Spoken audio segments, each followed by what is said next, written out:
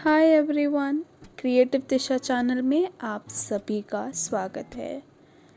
इतिहास के अपने पिछले वीडियो में हमने बात करी थी राष्ट्रकूट वंश और पाल वंश के बारे में। इतिहास के उसी क्रम में आज के वीडियो में हम बात करेंगे 9वीं शताब्दी के बाद उभरे उत्तरी एवं दक्षिणी भारत में कुछ क्षेत्रीय राजवंशों के बारे में, जिसमें हम बात करेंगे गहड़वाल वंश की, दिल्ली तथा अजमेर के चौहान वंश की, जेजाग भुक्ति व बुंदेलखंड के चंदेल शासकों की एवं मालवा के परमारों की। कल के वीडियो में हम इसी वीडियो के सेकेंड पार्ट में 9वीं शताब्दी के अन्य वंश जैसे कलचुरी वंश, सेन वंश आदि के बारे में बात करेंगे। तो चलिए शुरू करते हैं और सबसे पहले बात करते हैं गहड़वाल वंश की। गुर्जर प्रतिहारों के बाद चंद्रदेव ने कन्नौज में गहड़वाल वंश की स्थापना कर 1080 से 1100 ईस्वी तक शासन किया। चंद्रदेव ने महाराजा धीराज की उपाधियां भी धारण करी। गहड़वाल शासकों को काशी नरेश के रूप में जाना जाता था, क्योंकि बनारस इनके राज्य की पूर्वी सीमा के नजदीक था। चंद्रदेव के पुत्र एवं उत्तराधिकारी मदन चंद्र के विषय में विस्तृत जानकारी का अभाव है, इसीलिए इनके बाद जो अगले शासक हुए वे गोविंद चंद्र थे।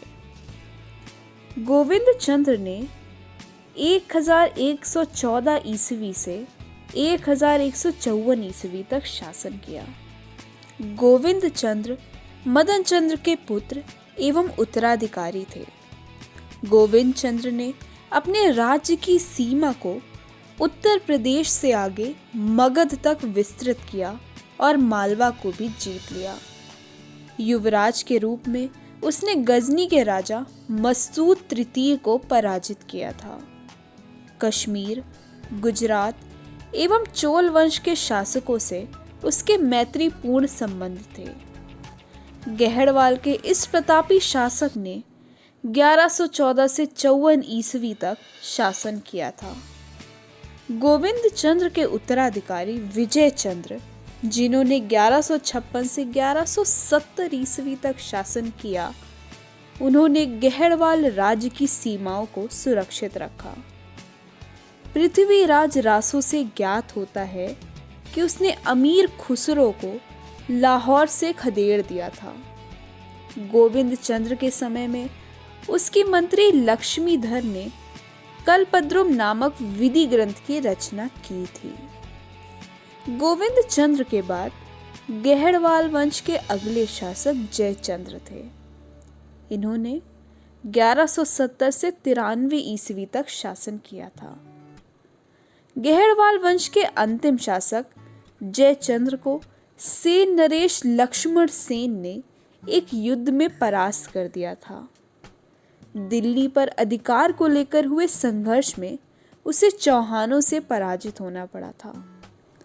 1193 ईस्वी में हुए प्रसिद्ध चंदावर के युद्ध में मोहम्मद गोरी की सेनाओं ने जयचंद्र को पराजित कर उसकी हत्या कर दी थी।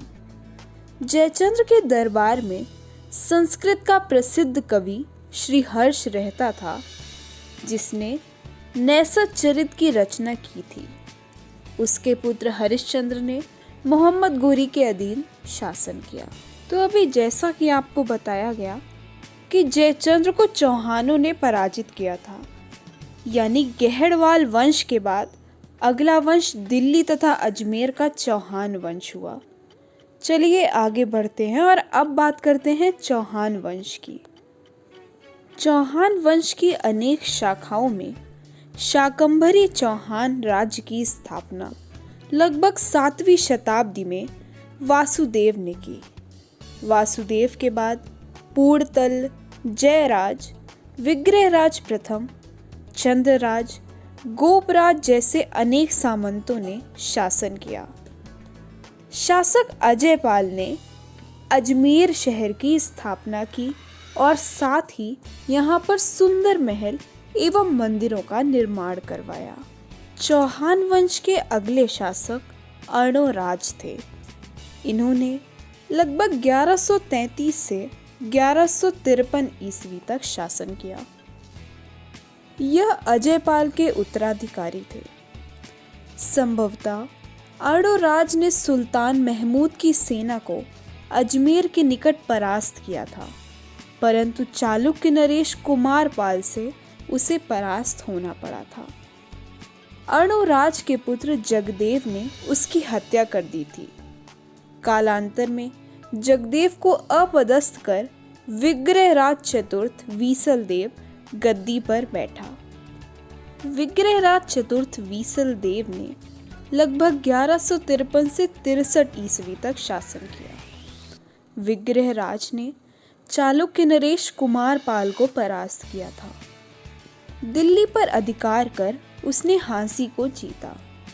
उसके राज्य की सीमा पंजाब, राजपूताना तथा पश्चिमी उत्तर प्रदेश तक फैली थी। इसने अपने पराक्रम से शाकंभरी चौहानों को उत्तर भारत की एक महत्वपूर्ण शक्ति बनाया। विग्रहराज चतुर्थ वीसलदेव महान कवि एवं लेखक भी था। उसने हरकेल जैसे नाटकों की रचना की थी। महाकवि सोमदेव ने वीसलदेव के चरित्र की प्रशंसा में ललित विग्रहराज नामक एक ग्रंथ लिखा है। विग्रहराज के बाद कुछ समय तक अपर गांगेय, पृथ्वीराज द्वितीय एवं सोमेश्वर ने शासन किया। विग्रहराज के बाद जो अगले महत्वपूर्ण शासक हुए वे थे पृथ्वीराज तृतीय। लगभग 1178 ईस्वी में सोमेश्वर का पुत्र एवं उत्तराधिकारी पृथ्वीराज तृतीय दिल्ली की गद्दी पर बैठा था। पृथ्वीराज तृतीय को राय पिथौरा भी कहा जाता है। उसने 1182 ईस्वी में चंदेल शासक पारमदेव को अपने अधीन कर लिया था।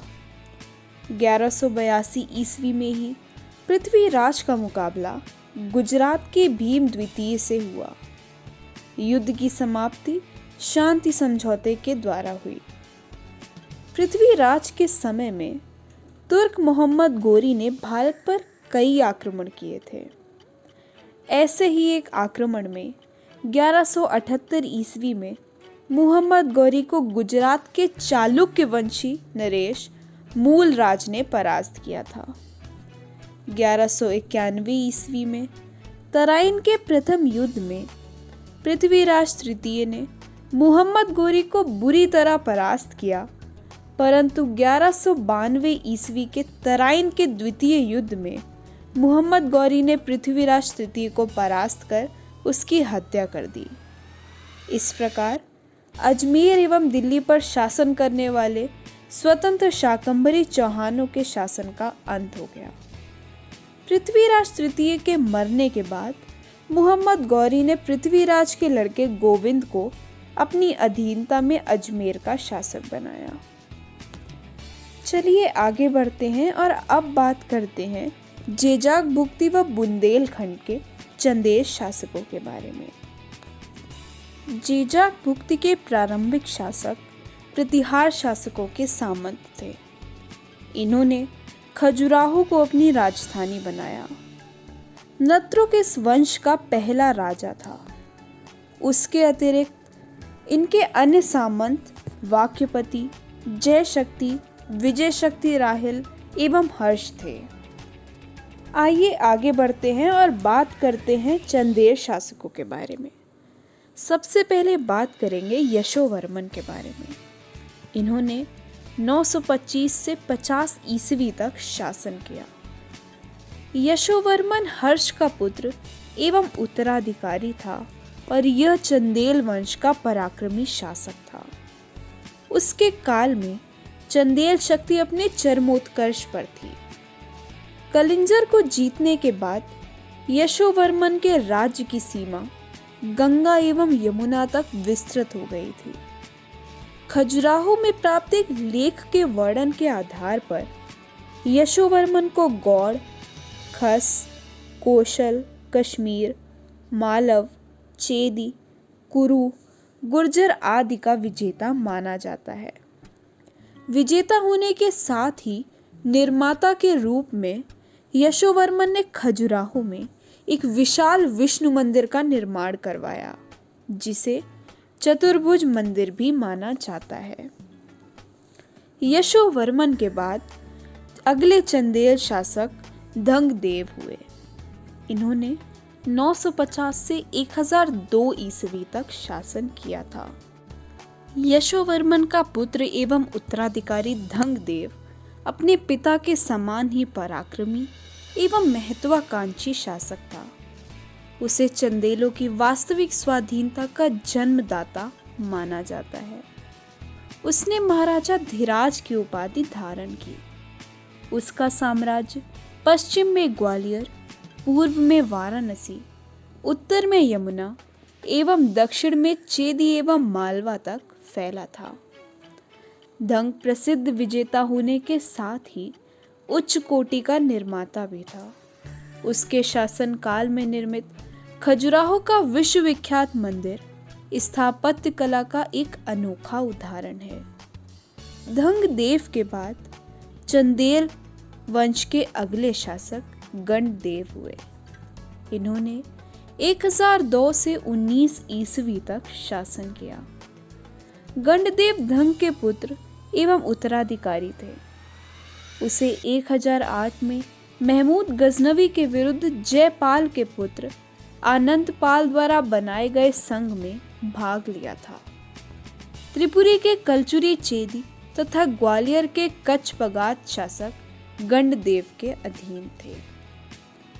गणदेव के बाद उसका पुत्र विद्याधर गद्दी पर बैठा था। विद्याधर ने 1019 से 1029 ईस्वी तक शासन किया था। उसने प्रतिहार शासक राज्यपाल की हत्या मात्र इसलिए कर दी थी क्योंकि उसने महमूद गजनवी के कन्नौज पर आक्रमण के समय बिना युद्ध किए ही गजनवी के सामने समर्पण कर दिया था। मुस्लिम स्रोतों से पता चलता है कि 1019-20 ईस्वी में चंदेलों पर महमूद के प्रथम आक्रमण के समय विद्याधर ने परिस्थितियों को अपने पक्ष में ना देखकर सेना को युद्ध क्षेत्र से वापस हटा लिया था। 1022 ईस्वी में महमूद के दूसरे आक्रमण के समय विद्याधर ने उससे शांति का समझौता कर लिया। विद्याधर के बाद कुछ अनेक चंदेल शासक हुए, जिनमें विजयपाल, देववर्मन, कीर्तिवर्मन, सलक्षणवर्मन और जयवर्मन पृथ्वीवर्मन आदि हैं। कीर्तिवर्मा इस वंश का प्रख्यात शासक हुआ। उसने चेदी वंश के कर्ण को परास्त किया था। प्रबोध चंद्रोदय नामक नाटक की रचना कृष्ण मिश्र ने उसी के दरबार में की थी। उसने महोबा के निकट कीरत सागर झील का निर्माण करवाया था। मदन वर्मन चंदेल वंश का अन्य पराक्रमी राजा हुआ। इस वंश का अंतिम महान शासक परमारदिर देव था। परमारदिर देव पर 1182 ईस्वी में पृथ्वीराज चौहान ने आक्रमण कर उसे परास्त कर दिया था। परमारदिर देव ने 1173 ईस्वी में चालुक्यों से भिलसा को छीन लिया था। 1203 ईस्वी में कुतुबुद्दीन ऐबक ने परमारदेव को पराजित कर कलिंजर पर अधिकार कर लिया और अंततः 2305 में चंदेल राज्य दिल्ली में मिल गया। चलिए आगे बढ़ते हैं और अब बात करते हैं मालवा के परमार वंश के बारे में। परमार वंशी शासक संभवतः राष्ट्रकूटों या प्रतिहारों के सामंत थे। इस वंश के प्रारंभिक शासक उपेंद्र, वैरी सिंह प्रथम, सीयक प्रथम, वाकपति प्रथम एवं वैरी सिंह द्वितीय थे। उपेंद्र अथवा कृष्णराज परमार वंश के संस्थापक थे। परमारों की प्रारंभिक राजधानी उज्जैन में थी, पर कालांतर में राजधानी धारा में स्थानांतरित कर ली गई थी। इस वंश का प्रथम स्वतंत्र एवं प्रतापी राजा सियक अथवा श्रीहर्ष था। उसने अपने वंश को राष्ट्रकूटों की अधीनता से मुक्त कराया। बात करें वाक्पति मुंज के बारे में तो इन्होंने 973 से 95 ईस्वी तक शासन किया था। मुंज सियक का दत्तक पुत्र एवं उत्तराधिकारी था। उसने कलचुरी शासक युवराज द्वितीय तथा चालुक्य राजा तैलब द्वितीय को युद्ध में परास्त किया था। तैलब को मुंज ने करीब 6 बार युद्ध में परास्त किया था। 7वीं बार युद्ध में बंदी बनाकर उसकी हत्या कर दी गई थी। इस घटना का उल्लेख अभिलेखों एवं आईना ए अकबरी में मिलता है। उसका काल परमारों के लिए गौरव का काल था। मुंज ने श्री वल्लभ, पृथ्वी वल्लभ, अमोघ वर्ष आदि उपाधियां धारण की थी। कौथेम दान पत्र से विदित होता है कि उसने हूणों को भी पराजित किया था। मुंज एक सफल विजेता होने के साथ कवियों एवं विद्वानों का आश्रयदाता भी था। उसके राज दरबार में यशोरूपावलोक के रचयिता धनिक, नवसाहस सांख्यचरित के लेखक पद्मगुप्त, दशरूपक के लेखक धनंजय आदि रहते थे। उसके बाद उसका छोटा भाई सिंधुराज शासक हुआ। उसने कुमार नारायण एवं साहसांग की उपाधि धारण की। चलिए आगे बढ़ते हैं और परमार वंश के अगले शासक भोज के बारे में जानते हैं। भोज ने 1000 से 1055 ईस्वी तक शासन किया। सिंधुराज का पुत्र एवं उत्तराधिकारी भोज परमार वंश का योग्य एवं प्रतापी शासक था। उसका कल्याणी के चालुक्य एवं अनिलवाड़ के चालुक्यों से युद्ध हुआ था। चालुक्य नरेश विक्रमादित्य चतुर्थ एवं कलचुरी राजा गांगेय देव को भोज ने पराजित किया, जबकि चंदेल नरेश विद्याधर ने भोज को परास्त किया था। अंततः गुजरात के सोलंकी एवं त्रिपुरा के कलचुरी के संघ ने मिलकर भोज की राजधानी धारा पर 2 ओर से आक्रमण कर राजधानी को नष्ट कर दिया। भोज के बाद शासक जय सिंह ने शत्रुओं के समक्ष आत्मसमर्पण कर मालवा से अपने अधिकार को खो दिया। भोज के साम्राज्य के अंतर्गत मालवा, कोंकण, खानदेश, भिलसा, डूंगरपुर, चित्तौड़ एवं गोदावरी घाटी का कुछ भाग शामिल था। भोज ने उज्जैन की जगह अपनी नई राजधानी धारा को बनाया। भोज एक पराक्रमी शासक होने के साथ ही विद्वान एवं विद्या तथा कला का उदार संरक्षक था। अपनी विद्वता के कारण ही उसने कविराज की उपाधि धारण की थी। उसने कुछ महत्वपूर्ण ग्रंथों की रचना भी की थी, जैसे सम्रांग सूत्रधार, सुरस्वती कंठाभरण, सिद्धांत संग्रह, राजमार्तंड, योग सूत्रवृत्ति, विद्या विनोद, युक्ति कल्पतरु, चारु चर्चा आदि। आईना ए अकबरी के वर्णन के आधार पर माना जाता है कि उसके राज दरबार में लगभग 500 विद्वान थे। उसके दरबारी कवियों में भास्कर भट्ट, दामोदर मिश्र, धनपाल आदि प्रमुख थे। उसके बारे में अनुश्रुति थी कि वह हर एक कवि को प्रत्येक श्लोक पर 1 लाख मुद्राएं प्रदान करता था। उसकी मृत्यु पर पंडितों को हार्दिक दुख हुआ। तभी एक प्रसिद्ध लोकोक्ति के अनुसार उसकी मृत्यु से विधवा और विद्वान दोनों निराश्रित हो गए। भोज ने अपनी राजधानी धारा को विद्या एवं कला के महत्वपूर्ण केंद्र के रूप में स्थापित किया। यहाँ पर भोज के अनेक महल एवं मंदिरों का निर्माण करवाया, जिसमें सरस्वती मंदिर सर्वाधिक महत्वपूर्ण है। उसके अन्य निर्माण कार्य में केदारेश्वर, रामेश्वर, सोमनाथ, सुंडार आदि मंदिर हैं। इसके अतिरिक्त भोज ने भोजपुर नगर एवं भोजसेन नामक तालाब का भी निर्माण करवाया था। भोज के उत्तराधिकारी जय सिंह के बाद इस वंश के अन्य शासक लक्ष्मण देव, जगत देव, नरवर्मन, यशोवर्मन, जयवर्मन, सुभटवर्मन आदि हुए थे। तो दोस्तों, आज के वीडियो में हमने शुरू किए 9वीं शताब्दी के बाद उभरे उत्तरी एवं दक्षिणी भारत के कुछ क्षेत्रीय राजवंश, जिसमें हमने बात करी गहड़वाल वंश, चौहान वंश, चंदेल वंश और परमार वंश की। कल के वीडियो में इसी को आगे बढ़ाते हुए हम बात करेंगे कलचुरी वंश, सेन वंश, कश्मीर वंश, हिंदुशाही वंश, कामरूप के वर्मन वंश, नेपाल के राज्य के बारे में। तो आज की वीडियो में बस इतना ही। मिलते हैं अपने नेक्स्ट वीडियो में। अगर आपको यह वीडियो पसंद आया हो तो इस वीडियो को लाइक करें और क्रिएटिव दिशा चैनल को सब्सक्राइब कर लें। धन्यवाद।